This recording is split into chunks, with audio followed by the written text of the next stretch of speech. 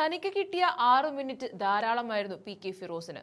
നിയമസഭയിൽ ഇടതുപക്ഷത്തിനെ വലിച്ചു കീറി ആ 6 മിനിറ്റിൽ VD സതീശൻ അവതരിപ്പിച്ച കേരള ബജറ്റിനെ ഒരു ചെറുകഥയിലൂടെയാണ് PK ഫിറോസ് വിശേഷിപ്പിച്ചത്. തകർന്നു നിൽക്കുന്ന കേരളത്തിന്റെ പ്രതീക്ഷയുടെ പച്ചത്തുരുത്താണ് VD സതീശൻ നൽകിയതെന്ന് പറയുന്നതിനു വേണ്ടിയാണ് ചെറുകഥാരൂപത്തിൽ ഫിറോസ് തന്റെ നിലപാട് അറിയിച്ചത്.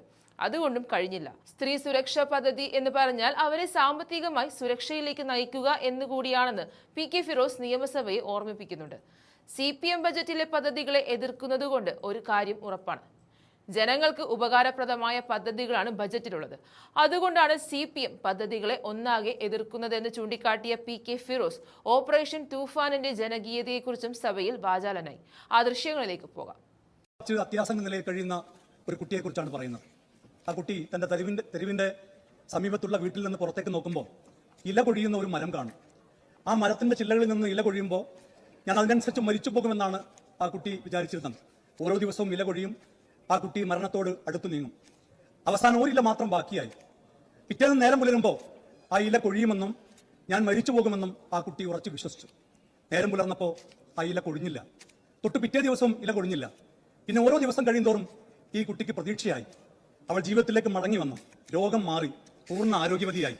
നാട്ടുകാർ അന്വേഷിച്ചു എങ്ങനെയാണ് ഈ ഇല കൊഴിയാതിരുന്നത്. അപ്പോഴാണ് അവർക്ക് മനസ്സിലായത് ആ നാട്ടിലെ ഏറ്റവും പ്രശസ്തനായ ഒരു കലാകാരൻ തന്റെ മാസ്റ്റർ പീസായ ഒരു ചിത്രം ഒരു ഇലയുടെ രൂപത്തിൽ അവിടെ വരച്ചു വെക്കുകയായിരുന്നെന്ന്. സർ, ദ ലാസ്റ്റ് ലീഫ് എന്ന ചെറുകഥയിലെ ആ ഇല പോലെ കേരളത്തിലെ മരിച്ചുകൊണ്ടിരിക്കുന്ന, കഴിഞ്ഞ 10 കൊല്ലമായി മരിച്ചുകൊണ്ടിരിക്കുന്ന സമ്പദ്ഘടനയെ ജീവിതത്തിലേക്ക് തിരിച്ചു കൊണ്ടുവരുന്ന മാസ്റ്റർ പീസ് ബജറ്റാണ് കേരളത്തിലെ മുഖ്യമന്ത്രി ശ്രീ VD സതീശൻ ഈ നിയമസഭയിൽ അവതരിപ്പിച്ചത് എന്ന് ഞാൻ ഈ അവസരത്തിൽ പറയാൻ ആഗ്രഹിക്കുകയാണ്.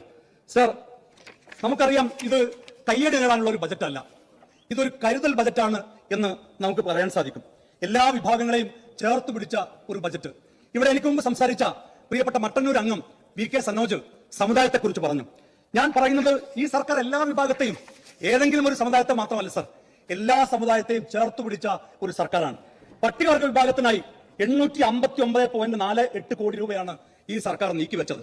സർ, അത് മാത്രമല്ല, പട്ടികജാതി വിഭാഗത്തിന് 3979.32 കോടി രൂപയാണ് ഈ സർക്കാർ നീക്കിവെച്ചത്.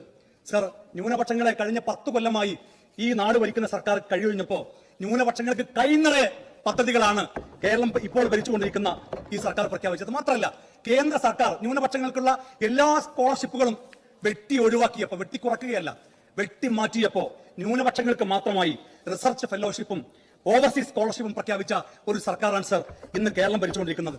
സർ, കേരളം കടുത്ത സാമ്പത്തിക പ്രതിസന്ധിയിലാണ്. പക്ഷെ ഒരു ടാക്സും പുതുതായി ഈ സർക്കാർ ജനങ്ങളുടെ തലയിൽ ചുമത്തിയില്ല. ടാക്സ് ഇമ്പോസിഷൻ അല്ല, ടാക്സ് അഡ്മിനിസ്ട്രേഷൻ ആണ് ഈ സർക്കാരിന്റെ നയം എന്ന് കേരളത്തിന്റെ ധനകാര്യമന്ത്രി പറഞ്ഞു. കഴിഞ്ഞ 10 കൊല്ലമായി കേരളത്തിന് കേട്ടു പരിചയമില്ലാത്ത പദങ്ങളാണ് സർ ഇതൊക്കെ. വ്യവസായ മേഖലയ്ക്ക് കൈനിറയെ പണമാണ് ഈ സർക്കാർ അനുവദിച്ചത്. എന്താണ് പ്രതിപക്ഷത്തിന്റെ ആരോപണം? വ്യവസായ മേഖലയിൽ പൊതുമേഖലകൾ പൂർണ്ണമായും സ്വകാര്യവൽക്കരിക്കാൻ പോകുന്നു. ബഹുമാനപ്പെട്ട കേരളത്തിലെ മുഖ്യമന്ത്രി അതിന് മറുപടി പറഞ്ഞു. സ്വകാര്യം എന്നൊരു വാക്ക് പോലും ബജറ്റിൽ ഇല്ല എന്ന് അദ്ദേഹം പറഞ്ഞപ്പോ പ്രതിപക്ഷത്തിന് മറുപടി ഉണ്ടായില്ല. പിന്നെ ഞാൻ ചോദിക്കുന്നത് സർ, ആരാണിത് പറയുന്നത്? പൊതുമേഖലാ സ്ഥാപനങ്ങളെ പൂർണ്ണമായും വിറ്റ് തുലച്ചവരല്ലേ ഇന്ന് പ്രതിപക്ഷത്തിരിക്കുന്ന കൂട്ടർ? നിങ്ങൾ അടച്ചുപൂട്ടിയില്ലേ പൊതുമേഖലാ സ്ഥാപനങ്ങൾ? നിങ്ങൾ പൊതുമേഖലാ സ്ഥാപനങ്ങൾ അടച്ചുപൂട്ടുക മാത്രമല്ല, പൊതുമേഖലാ സ്ഥാപനങ്ങളിലെ മെഷീനുകൾ പൊളിച്ചു വിറ്റു സർ. കേരളത്തിൽ കഴിഞ്ഞ സ്പിന്നിംഗ് മിൽ, മലപ്പുറത്തെ സ്പിന്നിംഗ് മില്ലിലെ മെഷീനുകളടക്കം നിങ്ങൾ പൊളിച്ചു വിറ്റതാണ് നമുക്ക് കാണാൻ സാധിച്ചത്. എന്നാൽ കേരളം ഭരിക്കുന്ന ഈ സർക്കാർ വ്യവസായ മേഖലക്ക് 1115.48 കോടി രൂപയാണ് നീക്കിവെച്ചത്. മാത്രമല്ല, കേരളത്തിന്റെ പ്രിയങ്കരനായ വ്യവസായ മന്ത്രി കേരളത്തെ വ്യവസായ സൗഹൃദ സംസ്ഥാനമാക്കി മാറ്റും എന്ന് പറഞ്ഞിരിക്കുന്നു. മാത്രമല്ല, കേരളത്തിന്റെ മുഖ്യമന്ത്രി പറഞ്ഞിരിക്കുന്നു അതിനായി ഒരു ഇൻവെസ്റ്റ്മെന്റ് കൗൺസിൽ രൂപീകരിക്കാൻ പോവുകയാണ്. നമുക്ക് ഉറപ്പിച്ചു പറയാൻ സാധിക്കും, കേരളത്തിൽ ഇനി ഒരു ആന്തൂരിലെ സാജന്മാർക്കും ആത്മഹത്യ ചെയ്യേണ്ടി വരില്ല. അവർക്ക് അനുകൂലമായ ഒരു സർക്കാരാണ് ഇന്ന് കേരളം ഭരിച്ചുകൊണ്ടിരിക്കുന്നത്. സർ, സ്ത്രീ സുരക്ഷയെ കുറിച്ച് ഇവർ പറഞ്ഞില്ലേ? ഞാൻ ചോദിക്കുന്ന സ്ത്രീ സുരക്ഷാ പെൻഷനെ കുറിച്ച് ഇവർ പറഞ്ഞു. നൂറ്റാണ്ടുകളായി അടിച്ചമർത്തപ്പെട്ട സ്ത്രീകൾക്ക് സൗജന്യ യാത്ര അനുവദിച്ച് അവർക്ക് സഞ്ചരിക്കാൻ പ്രചോദനമായ പ്രിയദർശിനി പദ്ധതിയല്ലേ സർ യഥാർത്ഥത്തിൽ സ്ത്രീ സുരക്ഷാ പദ്ധതി? എന്റെ നാട്ടിലെ 4 സ്ത്രീകൾ അവരെന്നോട് പറഞ്ഞു, ഞാൻ കോഴിക്കോട് ജില്ലയിലെ കുന്നമംഗലത്ത് മേഡം, കോഴിക്കോട് ജില്ലയിലെ കുന്നമംഗലത്ത് നിന്ന് അവർ ഗവിയിലേക്ക് KSRTCയിൽ പോയി ഗവി കണ്ട് തിരിച്ചു വന്നു. അവർ യാത്ര ചെയ്യട്ടെ, അതല്ലേ സ്ത്രീ സുരക്ഷാ പദ്ധതി?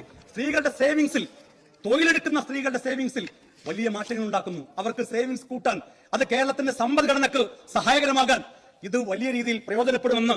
അതല്ലേ സത്യത്തിൽ സ്ത്രീ സുരക്ഷാ പദ്ധതി? ഈ പ്രിയദർശിനി പദ്ധതിയല്ലേ സത്യത്തിൽ സ്ത്രീ സുരക്ഷാ പദ്ധതി എന്ന് ഞാൻ ചോദിച്ചു. എന്തിനാണ് സർ ഇവർ ഈ പദ്ധതികളെ, പ്രിയപ്പെട്ട സുമോദ്, എന്തിനാണ് നിങ്ങൾ ഈ പദ്ധതികളെ എതിർക്കുന്നത്? സർ, ഒരു കുട്ടി സ്കൂൾ വിട്ട് മുത്തച്ഛൻ്റെ അടുത്ത് വന്നു, മുത്തച്ഛനോട് പറഞ്ഞു സ്കൂളിലേക്ക് ഈ ബജറ്റിനെ കുറിച്ച്, മുഖ്യമന്ത്രി അവതരിപ്പിച്ച ബജറ്റിനെ കുറിച്ച് അഭിപ്രായം പറയാൻ വേണ്ടി പറഞ്ഞിട്ടുണ്ട്. എനിക്കൊന്നും അറിയില്ല, എന്താണ് മുത്തച്ഛൻ ഇതേക്കുറിച്ചുള്ള അഭിപ്രായം? മുത്തച്ഛൻ പറഞ്ഞു, ഞാൻ കൂടുതലൊന്നും പഠിച്ചിട്ടില്ല, പക്ഷേ ഇത് ഭാവിയിൽ നമുക്ക് എന്തോ ഉപകാരമുണ്ടാകുന്ന പദ്ധതികൾ അവതരിപ്പിച്ചൊരു ബജറ്റാണ് എന്ന് എനിക്കറിയാമെന്ന് പറഞ്ഞു. ആ കുട്ടി മുത്തച്ഛനോട് ചോദിച്ചു, എങ്ങനെയാണ് മുത്തച്ഛന് അങ്ങനെ പറയാൻ സാധിക്കുന്നത്? ബജറ്റിനെ കുറിച്ച് കൂടുതൽ പഠിച്ചിട്ടില്ല എന്ന് പറഞ്ഞു, പക്ഷെ ഭാവിയിൽ ഉപകാരം ഉണ്ടാവും എങ്ങനെ പറഞ്ഞു? എങ്ങനെ മനസ്സിലാക്കി? മുത്തച്ഛൻ പറഞ്ഞു, ഭാവിയിൽ ഉപകാരം, ഇത് ഈ പദ്ധതികളൊക്കെ ഇടതുപക്ഷം എതിർക്കുന്നുണ്ട്, ഭാവിയിൽ ഉപകാരം ഉണ്ടാകുന്ന പദ്ധതികളെയാണ് ഇടതുപക്ഷം എതിർക്കാറുള്ളത്, അതുകൊണ്ട് ഈ പദ്ധതിയും ഭാവിയിൽ ഉപകാരമുള്ള പദ്ധതികളായിരിക്കുമെന്ന് ആ മുത്തച്ഛൻ പറഞ്ഞത് ഇന്ന് നാട്ടിലെ ജനങ്ങൾ മുഴുവൻ പറയുന്ന ഒരു കാര്യമാണ് നമ്മൾ ഇന്ന് കണ്ടുകൊണ്ടിരിക്കുന്നത്. സാർ, ഈ സർക്കാരിന്റെ പദ്ധതിയിൽ ഏറ്റവും, ഞാൻ അവസാനിപ്പിക്കാം, ഈ സർക്കാരിന്റെ പദ്ധതിയിൽ ഏറ്റവും ജനകീയമായ, ഏറ്റവും പ്രശംസ പിടിച്ചു പറ്റിയ പദ്ധതി ഏതാണെന്ന് ചോദിച്ചാൽ നമുക്കിടയിൽ അഭിപ്രായ വ്യത്യാസം ഉണ്ടാവും. പക്ഷേ എന്റെ പക്ഷം, ഞാൻ പറയുന്നത് ഓപ്പറേഷൻ തൂഫാനാണ്. ലഹരി മാഫിയയുടെ വേരറുത്ത ഓപ്പറേഷൻ തൂഫാനാണ്. സർ, മാഡം, പഴയ പോലീസാണ്, മാറ്റില്ല. ആന്റി നാർക്കോട്ടിക് സെല്ല് പഴയതാണ്, മാറ്റല്ല. പക്ഷേ മാറ്റമുണ്ട്. പഴയ ആഭ്യന്തരമന്ത്രിയല്ല ഇന്ന് കേരളത്തിന്റെ ആഭ്യന്തരമന്ത്രി, പഴയ മുഖ്യമന്ത്രിയല്ല ഇന്ന് കേരളത്തിന്റെ മുഖ്യമന്ത്രി. സർ, മാഡം, ഒറ്റ കഥ കൂടി പറഞ്ഞ് ഞാൻ അവസാനിപ്പിക്കണം. തമിഴ്നാട്ടിലെ കുഞ്ഞിക്കഥകൾ, തമിഴ്നാട് നിയമസഭയിലെ കുഞ്ഞിക്കഥകളുടെ കാലമാണ്. വലിയ പ്രശംസ പിടിച്ചു പറ്റിയ, വലിയ ചർച്ചയായ തമിഴ്നാട്ടിലെ കുഞ്ഞിക്കഥകളെ പോലെ ഒറ്റ കുഞ്ഞിക്കഥ. ഒരു നാട്ടിൽ ഒരു ഭരണാധികാരി ഉണ്ടായിരുന്നു. ആ ഭരണാധികാരി കടൽ കാണാൻ പോയി. കടൽ കണ്ടപ്പോൾ അദ്ദേഹം തിരമാല കണ്ടു. തിരമാല കണ്ട് അദ്ദേഹം മൈക്ക് കെട്ടി ആളോട് പറഞ്ഞു, തിരമാല ബക്കറ്റിലാക്കി വീട്ടിൽ കൊണ്ടുപോയി വെച്ചാൽ തിരമാല ബക്കറ്റിൽ ഉണ്ടാവില്ല. വേറൊരു ഭരണാധികാരി ആ നാട്ടിൽ വന്നു. ആ ഭരണാധികാരിയും കടൽ കാണാൻ പോയി. ആ ഭരണാധികാരി കടൽ കണ്ടപ്പോ ഈ കടൽ എങ്ങനെയാണ് എന്റെ നാട്ടിലെ ജനങ്ങൾക്ക് ഉപകാരപ്പെടുത്താൻ സാധിക്കുക എന്ന് അദ്ദേഹം ചിന്തിച്ചു. തുറമുഖങ്ങൾ എങ്ങനെ എന്റെ നാട്ടിലെ ജനങ്ങൾക്ക് പ്രയോജനപ്പെടുത്താൻ സാധിക്കും എന്ന് അദ്ദേഹം ചിന്തിച്ചു. അദ്ദേഹം പഠിച്ചു, എന്നൊരു പദ്ധതി ഉണ്ടാക്കി. ആ പദ്ധതിക്ക് മിഷൻ സമുദ്ര എന്ന പേരിട്ടു. അങ്ങനെ ജനകീയമായ പദ്ധതികൾ നടപ്പിലാക്കുന്ന ഈ ധനാഭ്യർത്ഥന ചർച്ചയെ ഞാൻ പൂർണ്ണമായി അഭിമാനത്തോടെ പിന്തുണച്ചുകൊണ്ട് ഞാൻ വാക്കുകൾ അവസാനിപ്പിക്കുന്നു.